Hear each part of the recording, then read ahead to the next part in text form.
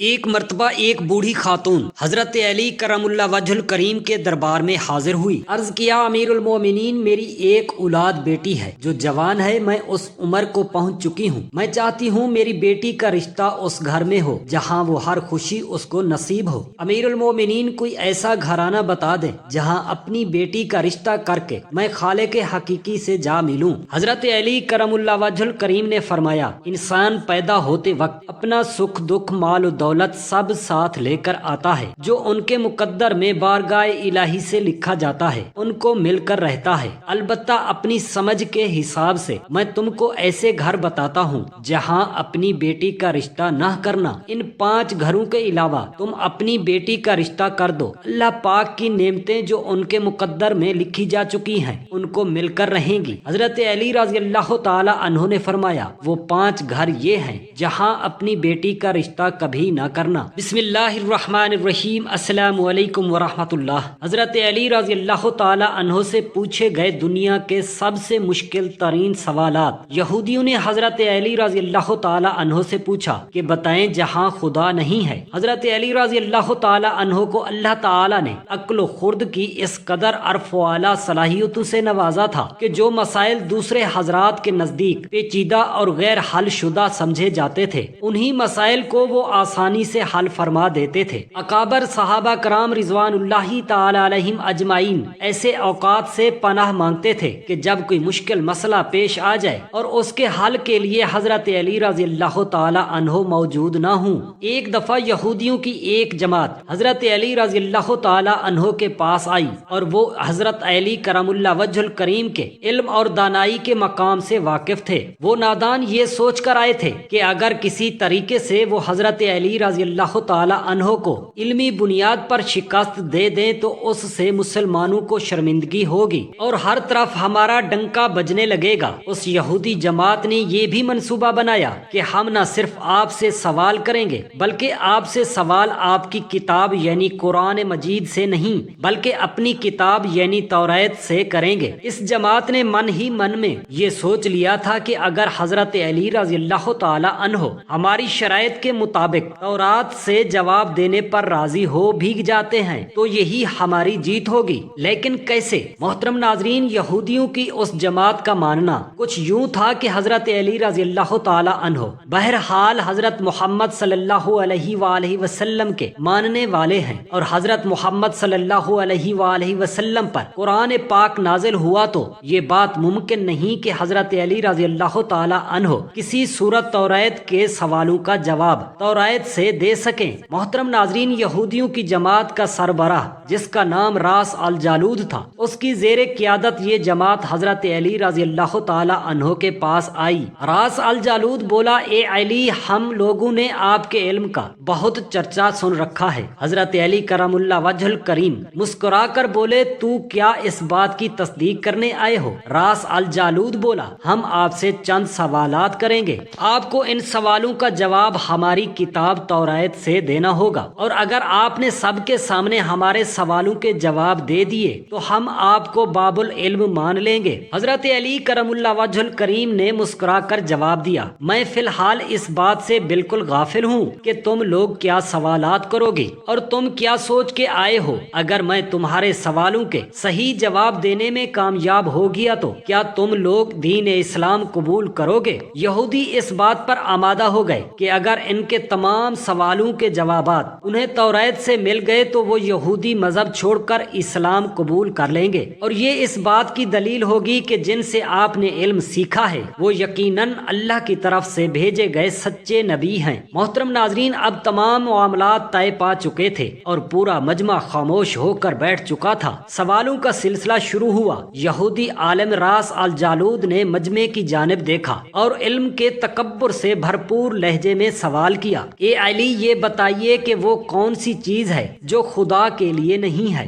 یہودی یہ جانتے تھے کہ مسلمانوں کی کتاب میں درج ہے کہ ہر چیز اللہ کے لیے ہے اور اس بات کا جواب حضرت علی کے لیے دینا ناممکن ہوگا۔ مجمع میں بیٹھے تمام افراد سوچ میں ڈوب گئے کہ کائنات میں کوئی ایسی چیز بھی ہے جو اللہ پاک کے لیے نہ ہو۔ تب حضرت علی کرم اللہ وجہ الکریم نے بغیر کسی توقف کے فرمایا کہ تم جاننا چاہتے ہو کہ وہ کون سی چیز ہے جو اللہ تعالیٰ کے لیے نہیں ہے تو اس کا جواب شرک ہے۔ اللہ تعالیٰ ہر قسم کے شرک سے پاک ہے۔ تمام مجمع جو سن رہا تھا بے ساختہ واہ واہ کہہ اٹھا۔ محترم ناظرین، اب راس الجالود نے دوسرا سوال کیا، اے علی یہ بتائیے کہ وہ کون سی جگہ ہے جہاں اللہ پاک موجود نہیں ہے؟ حضرت علی رضی اللہ تعالی عنہ نے اس کو فوراً جواب دیا کہ اللہ تعالی ہر جگہ موجود ہے۔ اس پر راس الجالود بولا، اس سوال کا جواب آپ ہمیں ہماری کتاب سے دیں۔ حضرت علی رضی اللہ تعالی عنہ نے فرمایا کہ جب تمہاری کتاب میں یہ نہیں لکھا ہے کہ حضرت موسیٰ علیہ السلام کے پاس ایک فرشتہ آیا اور حضرت موسیٰ علیہ السلام نے اس سے پوچھا کہ تم کہاں سے آئے ہو، تو اس فرشتے نے جواب دیا کہ میں 7ویں آسمان سے آپ کے پاس حاضر ہوا ہوں۔ اتنے میں حضرت موسیٰ علیہ السلام کے پاس دوسرا فرشتہ آیا۔ حضرت موسیٰ علیہ السلام نے اس فرشتے سے پوچھا کہ تم کہاں سے آئے ہو؟ اس فرشتے نے جواب دیا، میں زمین کے 7ویں طبق سے آپ کے پاس حاضر ہوا ہوں۔ حضرت موسیٰ علیہ السلام نے پہلے فرشتے سے پوچھا، 7ویں آسمان میں تمہارے قریب کون تھا؟ فرشتے نے جواب دیا، میرے قریب میرا رب تھا۔ حضرت موسیٰ علیہ السلام نے زمین سے آنے والے دوسرے فرشتے سے پوچھا، تمہارے قریب کون تھا؟ اس فرشتے نے جواب دیا، میرے قریب میرا رب تھا۔ اس سے یہ معلوم ہوا کہ بلندیوں کی انتہا ہو یا گہرائیوں کی انتہا، اللہ رب العزت ہر جگہ موجود ہے۔ محترم ناظرین، راس الجالود اب تھوڑا گھبرا گیا تھا یہ دیکھ کر کہ حضرت علی رضی اللہ تعالی عنہ نے اس کے سوالوں کے جوابات اس کی کتاب سے ہی دے دیے تھے۔ اب اس نے حضرت علی رضی اللہ تعالی عنہ سے تیسرا سوال پوچھا، اے علی یہ بتائیے کہ وہ کون سی چیز ہے جو خدا کے قریب نہیں ہے؟ حضرت علی رضی اللہ تعالی عنہ نے فرمایا کہ ظلم ایک ایسی چیز ہے جو میرے رب کے قریب نہیں ہے۔ محترم ناظرین، اب راس الجالود نے پے در پے شکست کھانے کے بعد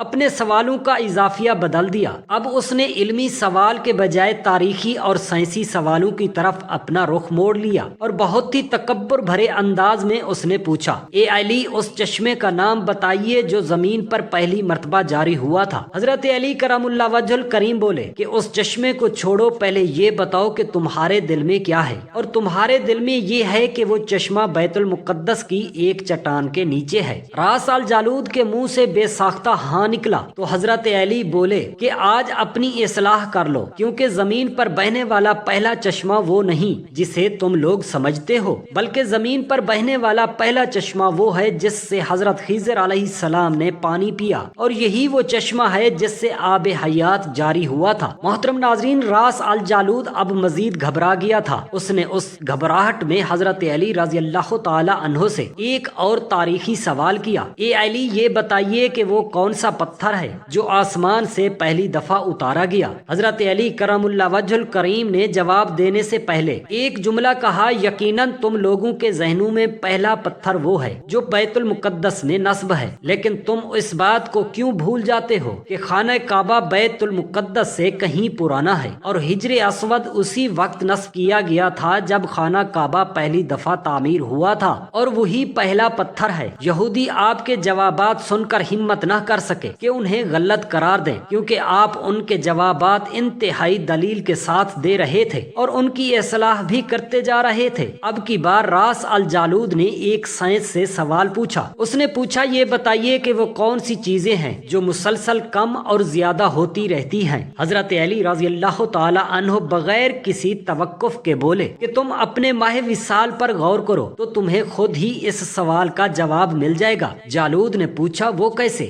آپ نے فرمایا، کوئی دن اگلے دن کے برابر نہیں ہوتا، اسی طرح گزشتہ رات اگلی رات کے برابر نہیں ہوتی۔ یہی وہ دو چیزیں ہیں جو مسلسل کم اور زیادہ ہوتی رہتی ہیں۔ راس الجالود نے جوابات سن کر حضرت علی رضی اللہ تعالی عنہ سے ایک اور سوال کیا کہ زندہ رہنے کی پہچان سانس لینا ہے، کیا کائنات میں کوئی چیز ایسی بھی ہے جو سانس لیتی ہے مگر زندہ نہیں؟ حضرت علی رضی اللہ تعالی عنہ نے فرمایا کہ صبح جب نکلتی ہے تو سانس لیتی ہے، حالانکہ صبح کے پاس نہ روح ہے نہ چاند۔ یہ سن کر وہ جلدی جلدی بولا، اچھا یہ بتائیے کہ دنیا میں وہ کون سی جگہ ہے جہاں سورج کی کرنیں ایک دفعہ تو پڑی ہیں لیکن دوبارہ اس جگہ کبھی سورج کی گرمی نہیں پہنچ سکی؟ حضرت علی رضی اللہ تعالی عنہ نے فرمایا، ہاں، یہ سمندر کی وہ جگہ ہے جہاں سے حضرت موسیٰ علیہ السلام اور ان کی قوم گزری تھی، اور سمندر اللہ تعالی کے حکم سے دو حصوں میں تقسیم ہو گیا تھا۔ بس اس قافلے काफिले के गुजरते हुए सूरज की किरणें उस जगह जरूर पड़ी थीं, लेकिन उसके बाद सूरज की किरणें कभी भी वहां नहीं पहुंच सकी। ये जवाब सुनकर उसने हजरत अली रजी अल्लाह ताला अन्हो से फिर सवाल किया कि ये बताएं कि वो कौन सी दो चीजें हैं जो हमेशा गैब रहती हैं और वो कौन सी दो चीजें हैं जो हमेशा हासिल रहती हैं।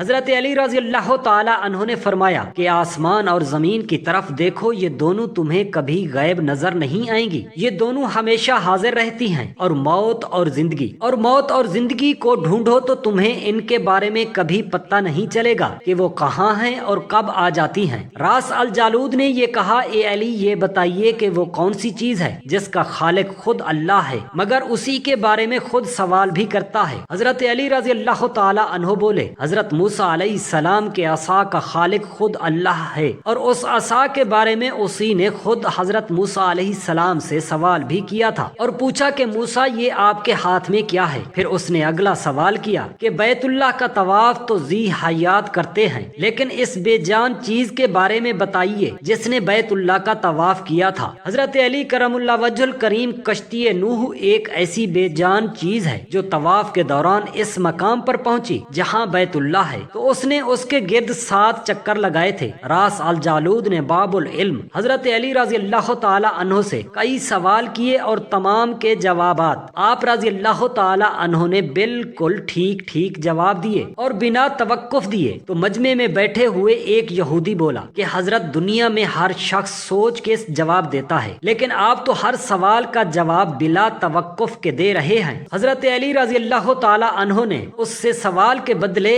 उस यहूदी से एक सवाल किया, बताओ तुम्हारे हाथ में कितनी उंगलियां हैं? उसने फौरन जवाब दिया 5। हजरत अली रजी अल्लाह ताला अन्हो ने फरमाया, तूने भी तो फौरन मेरे सवाल का जवाब दे दिया। उस यहूदी ने कहा, या अली रजी अल्लाह ताला अन्हो, ये कैसी बात हुई? मुझे मालूम है कि मेरे हाथ में 5 उंगलियां हैं। ये सुनकर हजरत अली रजी अल्लाह ताला अन्हो ने मुस्कुराते हुए कहा, मुझे भी ये सारे इल्म ऐसे ही मालूम है जैसे तुझे ये मालूम है कि तेरे हाथ में 5 उंगलियां हैं। यहूदी नादान नहीं जानते थे, बाबुल इल्म के पास कायनात के राजों का इल्म है, लेकिन जब उन्हें तमाम सवालात के जवाबात ठीक ठीक मिल गए तो रास अल जालूद समेत तमाम गिरोह ने कलमा पढ़ा और सब के सब दायरा इस्लाम में दाखिल हो गए। हजरत अली करमुल्लाह वजहुल करीम ने फरमाया, इन 5 घरों में अपनी बेटी का रिश्ता न करना, वरना आपकी बेटी का घर बसने से पहले उजड़ जाएगा। नंबर 1, घर जहां औरत फैसले करती हो, यानी मर्द के होने के बावजूद वो घर की सरबराह बन बैठे, उस घर में कभी अपनी बेटी का रिश्ता न करना, वरना आपकी बेटी ना चाहते हुए भी कांटों पर चलने पर मजबूर हो जाएगी। नंबर 2,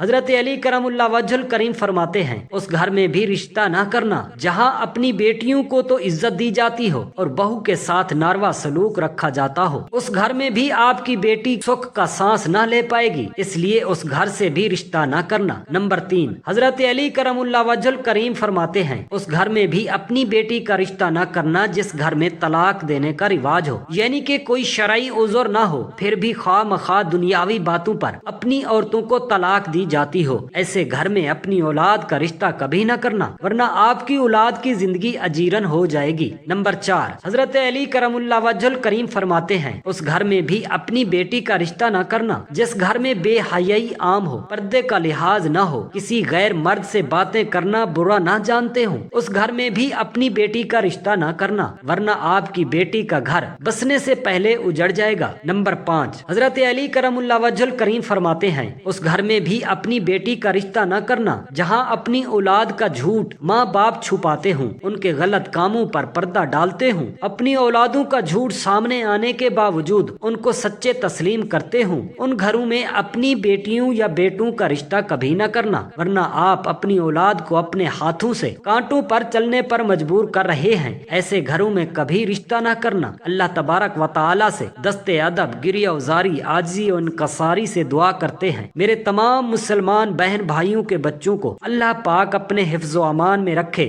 आमीन या रब्बल आलमीन। जज़ाकल्लाहु खैरन कसीरा।